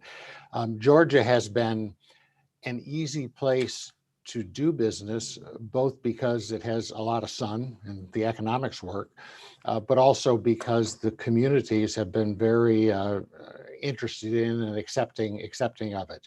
Some of these rural communities that I'm sure you know well, that they're very conservative communities, and they actually love the idea of something which helps to begin to move beyond simply being sort of a farming economy. These solar plants, when they're built, typically become, the day they open, the largest taxpayer in the county, and they use very few services in return for that. There are counties that have increased teacher pay, for example, simply because a new solar farm has come in. So in Georgia, it has not been an issue. Certainly in other parts of the country, it is. Permitting is not always easy in that regard. But if you had to look for a place, a pressure point, I would say that easing the process of financing and connecting into the grid these things, the regulatory from that standpoint, as opposed to local land use or something like that, is probably the point that would free up the most sort of new private capital and new investment in this area. Those become significant issues. There are huge backlogs, for example, in getting permissions for interconnections and so on that are unnecessary in the way they are. And I'm hoping that in some way, one of the results of this committee can be to start focusing on some of those kinds of issues. Exactly. And I know I'm out of time, but what a great point. Thank you, Governor. And Madam Chair, that is one thing we on this committee need to be working on, is those regulations. So thank you, and I yield back. Thank you, Rep. Carter. Next, we'll go to Rep. Levin. You're recognized for 5 minutes. Well, thank you as always, Chair Castor. Appreciate you holding this hearing today. I think the topic is critical. The world recognizes we need to significantly and permanently reduce our greenhouse gas emissions. We've got a whole series of events happening this week along those lines. And I think the question remains whether we as the United States will capture here domestically the benefits of developing, building, and exporting the clean energy and transportation technologies of the future. And I'm committed to ensuring that we do. But we in the federal government have an important role to play in making that a reality. And I think I speak for many of my colleagues. We're thrilled that the Biden administration has given us a strong path forward through the American Jobs Plan, which includes so many recommendations from this committee's action plan. And I hope that my colleagues will join me in working to advance this initiative as quickly as possible. One last thing before my questions, I want to give a shout out to SMUD for your continued leadership. And I do hope that in the months and years ahead, we can come as a committee, or a group of us can come and visit you, as well as the California Independent System Operator and California Air Resources Board. I think that would be great. And I hope that some of our colleagues across the aisle can, I guess, have some of the preconceived notions they may have about how California does things, and either prove or disprove those notions based on lived experience and actually seeing and understanding firsthand. Governor Bredesen, I wanted to turn to you. I was so pleased to see your testimony highlight the need to deploy clean technologies that have already been developed and that are ready to be built out. I've been a strong advocate for clean energy tax incentives like the investment tax credit, and the importance also of refundability. That is so important as the economic impacts of COVID have made it very hard to finance projects. And by strengthening incentives, I hope will accelerate further development of wind and solar and other clean energy projects. So, Governor, do you think we need to extend, expand, and strengthen federal clean energy tax incentives? And how do federal incentives help create jobs across the country, in particular in Tennessee and other states that you're working in? Yeah. First of all, the existing tax credits, they certainly are helpful. There's no question about that. I think one of the most important ways, though, in which they help, which is not always seen, is that there are places in the country that wouldn't need those credits. The solar is cheap enough that it can be, it's economic on its own terms. But what that does is really open up solar as a competitive entity in a lot of parts of the country where it still would be very marginal. And I think it's in our interest to make sure that Minnesota and Wisconsin and the Dakotas and so on have access to these kinds of technologies, as well as New Mexico and Arizona and California, Central Valley and so on. So from that standpoint, they're successful. On the issue of refundability, there's no question that monetizing those tax credits is a pinch point at the moment in terms of developing solar. I personally would not want us to see us go back to refundability at the individual developer level, because when we had that, I guess it's Section 1602 stuff, there was a lot of fraud that went on there. There was just a lot of, I used to describe it as, you get these companies that were the Acme Donut and Solar Company or something that were doing stuff. and the stuff that was built was not all that useful in terms of its connection to the grid and its reliability. What having to go through a third party for these tax credits has done is really to force a third set of eyes on that, and an independent review. And the stuff which is being built under those conditions is much higher quality and much longer term. I think, however, that changing the rules, perhaps making them refundable after 6 months or a year at those levels, would open up that market a lot more than it is right now, which is really limited to a few big banks in the country. So I think you're on to something with that. Just would strongly suggest not going all the way back to the individual tax credits, because I think they were problematical. Well, I appreciate that, Governor. Thank you for your leadership and your perspective. And very briefly, if I may, Chair Castro, I had a question for Ms. Colon de Mejia. I'm working on an energy efficiency bill in the Veterans Affairs Committee that would provide veterans with, or Veterans Affairs, the opportunity to factor energy savings into a veteran's monthly income for the purpose of determining their ability to repay a home loan when the veteran provides an energy efficiency report for the home. And the idea there is to increase the veteran's buying power by offsetting regular expenses for the home calculated in the debt to income ratio. So in general, do you see value in that sort of policy? Do you think it can help improve residential energy efficiency? And was curious if you had any other thoughts or suggestions. Briefly. Sorry. Thank you for that question. I always think that valuing things appropriately and providing that information directly to the consumer is extremely important. Whenever we're evaluating anything, we should do it appropriately and count all the benefits and all the costs at the same time, right? So yes, that's very important. The other piece of bipartisan legislation that comes to mind for you asked a question about taxes a minute ago, is that there's a bipartisan Hopes for Home legislation that was widely introduced by Welch and McKinley. And this actually would help shore up American housing and afford supports to middle-class families and working families that are much in need of drawing down energy bills. The other complementary piece to that is the 25C tax incentive, which would also go directly to support middle class and working families and drawing down their energy burdens, including veterans. And I employ some veterans. I love and respect them very much. They're really beneficial to our work.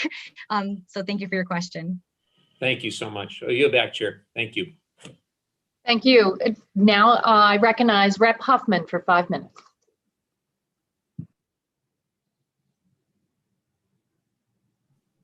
Thank you, Madam Chair. As we've heard from our witnesses here today, there is an enormous economic upside to bold climate action.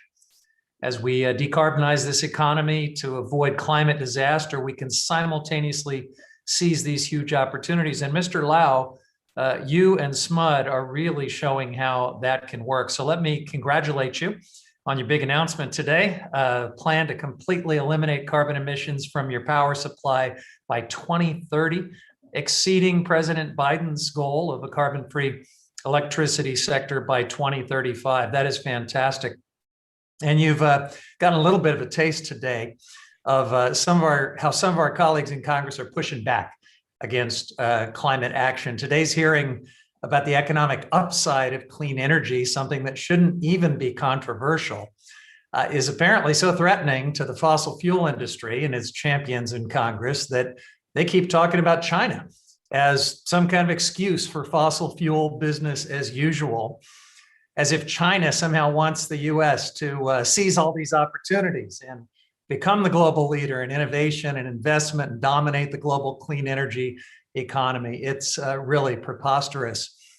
You've also heard the suggestion that we should not seize all of these clean energy opportunities unless and until China stops polluting. And just to be clear, no one is proposing to give China a pass, especially now that the United States is back in the Paris Accord, now that we have allies again, now that we're pursuing a climate-focused foreign policy.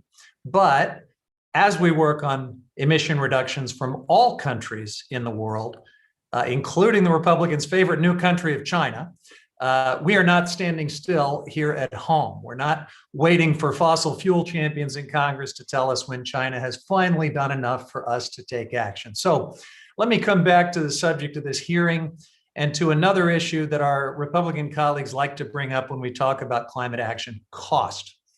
The world's leading scientists and economists have explained over and over the cost of inaction is astronomical, but invariably, when we talk about confronting this crisis, we're told climate action just costs too much.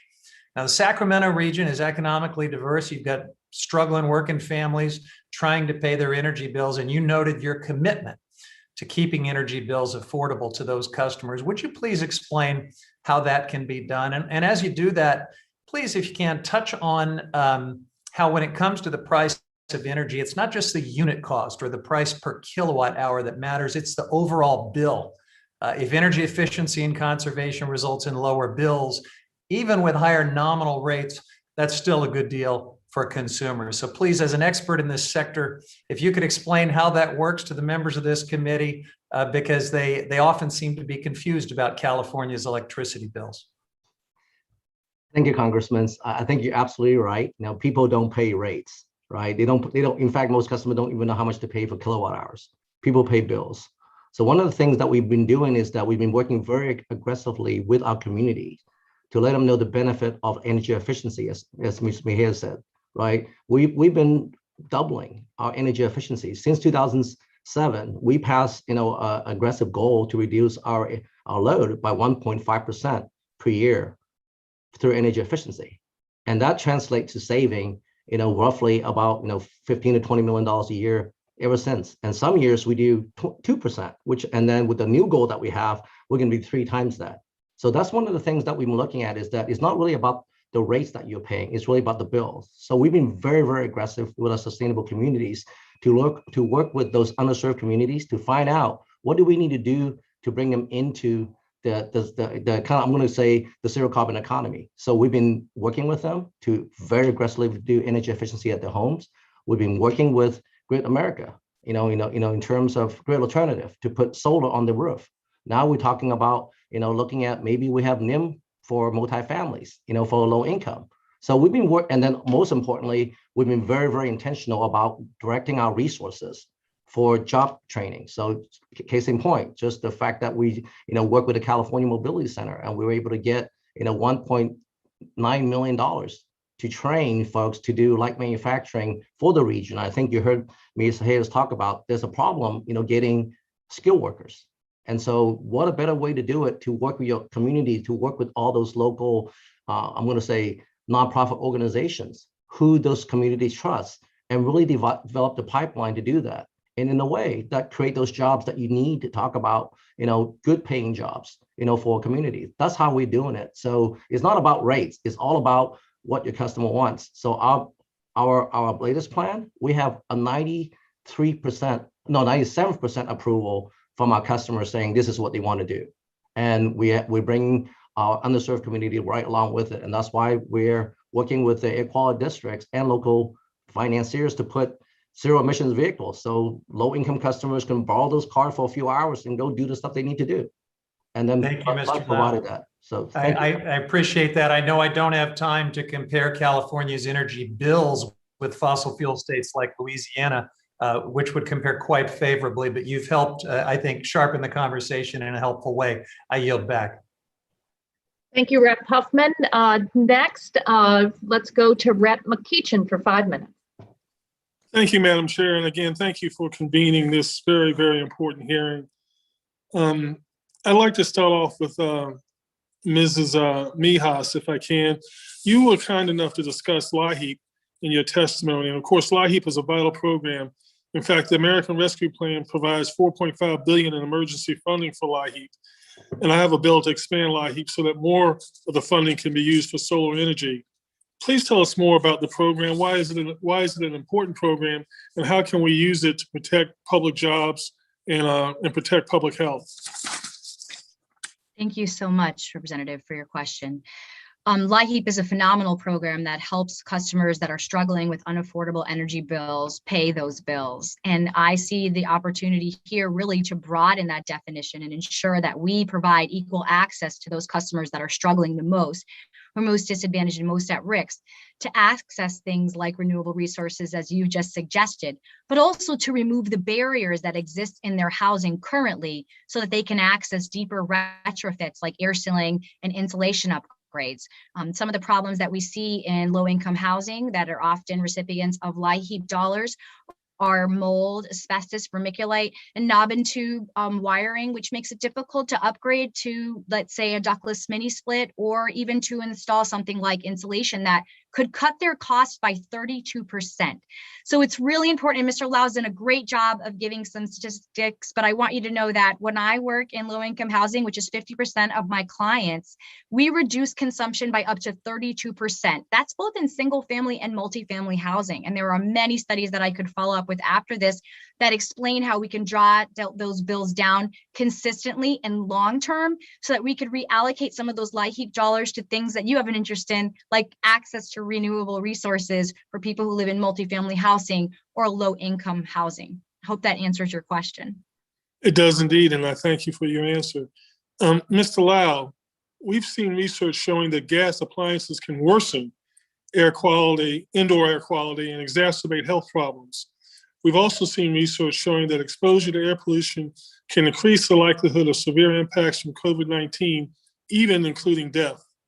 How is your utility helping customers switch to electric alternatives to gas, water heaters, and space heaters? Thank you, Congressman. So we've been very, very active in terms of, advancing our building electrification efforts. So we offer right now induction, rebates. We offer heat pump water heater rebates. We offer, heat pump in terms of space heating rebates. So we've been working very, very closely with our community in terms of showing them the benefits that when you switch over from gas to electric, you save money. On average, I think a couple $100 a year on a family household. When you look at the thing that you pay for gas, for gasoline, and then when you combine the bill together, it's actually quite a bit of savings. And you remove the pollutants when you burn gas inside a home. It's actually safer. And you never have to worry about you forgot to turn off the stove because it's electric. And so we've been working very, very closely with our community to educate them the benefit of electrifications. And I think, and so that's really one of the most important things, as more and more people put in energy efficiency, right? As more and more DRs get put on the grid, utilities needs to have healthy growth through building and transportation electrification, because those are beneficial growth. And when they use clean energy, it helps to drive the cost lower for everyone. And it really does help to improve the air quality indoor and outdoor for everyone. Well, thank you, sir. Madam Chair, I don't see a clock, so in an abundance of caution, and so I don't pluck your nerves or the committee's nerves, I will yield back. Well, thank you, Rhett Mckeachen, and I want to thank all of our witnesses for your very informative testimony on this Earth Week, or U.S. Climate Action Week, as we look forward to crafting bipartisan climate solutions that create jobs and protect the health and put money back into the pockets of consumers. We have a number of unanimous consent without a number of documents to enter into the record, if you all would like to stick around for that. In response to Representative Palmer's interesting comments about forced labor in the solar supply chain, Thursday, February 4th, 2021, statement from the Solar Energy Industries Association, where 175 solar companies, including some of the top solar manufacturers in the world, announced that they've signed a pledge opposing forced labor in the solar supply chain, stating their commitment to help prevent these abhorrent practices and ensure that the products they're using do not have links to forced labor in the region of China or anywhere else in the world. And then hopefully we can bring some of those supply chains back to the U.S. and help create jobs. Also, without objection, we'll submit in response to Representative Palmer's statement that the American Recovery and Reinvestment Act wasn't a very good job creator when it came to clean energy. A report from 2016, the Council of Economic Advisors, that states that from 2009 to 2015, the energy-related investments from ARA supported roughly 150,000 jobs, and it leveraged $150 billion in non-federal and private capital for clean energy investments. Also entering into the record an April 13th letter from the Outdoor Business Climate Partnership in support of our April 15th hearing, making the case for climate action, the growing risks and cost of inaction. An April 13th letter from We Mean Business Coalition, representing hundreds of companies and investors, calling for ambitious U.S. nationally determined contributions at least 50% emissions reductions by 2030. A March 23rd letter from environmental justice organizations and national environmental groups outlining spending priorities for economic recovery legislation that reduces pollution, tackles climate change, and addresses environmental injustice while creating jobs in the hardest hit communities. An April 19th letter from the Solar Energy Industry Association outlining policy recommendations to scale up solar energy development to meet clean energy goals. An April 20th report from the Rhodium Group entitled Pathways to Build Back Better, Jobs from Investing in Clean Electricity, which highlights the goal of the Biden American Jobs Plan to create millions of new jobs through federal investments in clean infrastructure, and finds that decarbonization of electricity can create more than 600,000 jobs a year on average between 2022 and 2031. And Mr. Lau, you'll like this, a statement from Congresswoman Doris Matsui regarding the Sacramento Municipal Utility District. As you know, she is your biggest fan. And so without objection, all members will have 10 business days within which to submit additional written questions for the witnesses. And I ask our witnesses to please respond promptly. And just as a reminder, this to tune in to President Biden's Leaders Summit. What a refreshing time it is that the United States of America is leading again on the world stage to urge China and all other countries to go farther and faster on their NDCs under the Paris Climate Accord. Secretary Blinken said yesterday that here in the US, we have around 4% of the world's population, but we contribute nearly 15% of global emissions. If we do our part at home, we can make a significant contribution to addressing the crisis. And I know that we will then inspire others to go farther and faster as well. So thank you all for being here today, and we are adjourned. Thanks so much.